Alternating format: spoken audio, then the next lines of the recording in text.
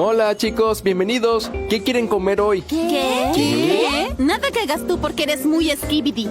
¡Sí! Oye, ¿qué? ¿Acaso dije algo? ¿Qué? ¿Estamos acaso en Ohio? No voy a Ohio desde que era un niño. Esperen, antes de irse, inventé un nuevo producto y creo que les gustará. Esperen.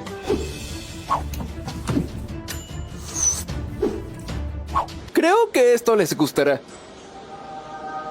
¡Guau! Es muy épica. ¿Esa es tu nueva dona rellena de Oreo? No, es la nueva Oda a la dona rellena de Oreo. ¡Increíble!